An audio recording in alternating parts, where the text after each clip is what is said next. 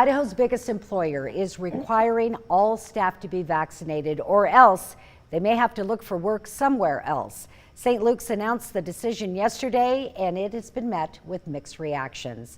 Our Andrew Bartline spoke with executives at St. Luke's this morning to learn more about the decision and employees who are impacted by it. And Andrew, it sounds like not everyone sees eye to eye on this.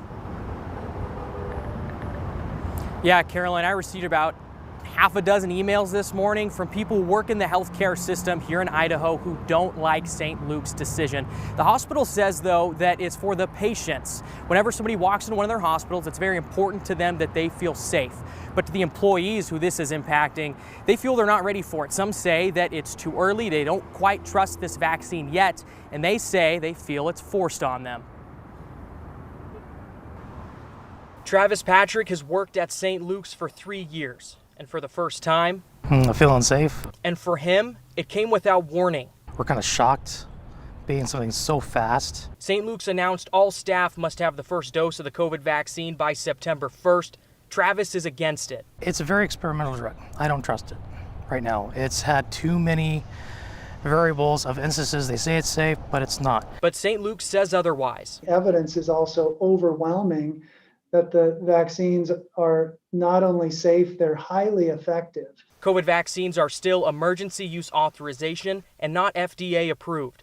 For that reason, Travis isn't convinced it's safe. He says there isn't enough data. Not at this point, not until there's been at least about 2-3 years or so of evidence on it. But St. Luke says FDA approval often comes much faster. Historically, the median time for that review for vaccines is about 12 months. So why now? Why not wait for FDA approval? Well, St. Luke says an increase of COVID cases among staff and the rise of the Delta variant played a role. We just don't feel like we have the luxury of waiting any longer now to protect our patients and our people. St. Luke's president and CEO Chris Roth stands firm on the decision. We felt it was the right time to make this next step relative to the requirement of the vaccine. And that doesn't leave many options for employees like Travis, who don't expect to qualify for a medical or religious exemption and just want a little more time. Patients are safe. We take all the precautions to keep things clean. You know, masks, gloves, suits, we wash our hands, got hand sanitizer stations everywhere. And may lose their job because of it. I shouldn't have to worry about trying to come up with proof of why I don't want to take something to continue to work, especially for some people that don't deal directly with patients.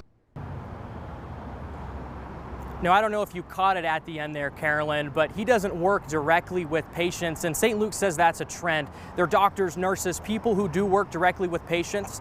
They are vaccinated at higher rates than people who don't. They say about 80% of their staff is vaccinated, but by September 1st, that's the deadline. Pending an exemption, everyone who works at St. Luke's will have to be vaccinated. Carolyn? Right. They made that clear when they made the announcement. Everyone, and their vendors as well. So you talked to a lot of people today. Did anyone talk about, and can you expand on this, if it's going to be tough or not for someone to get an exemption? Yeah, the executives at St. Luke say if you want a medical exemption, they called it a group of clinicians who get together and decide to approve or deny somebody's request for an exemption. Now, I talked to Travis as well about the possibility of getting a religious exemption, and he was pretty firm with me that that's difficult to fib. So anyone who's going to be working at St. Luke's, if they get an exemption, it's not because they're slipping through the cracks. It sounds like they're doing their homework and making sure that somebody gets an exemption, it's for legitimate reason. Okay, about 7 weeks to go till that deadline then. Andrew, thank you for that report.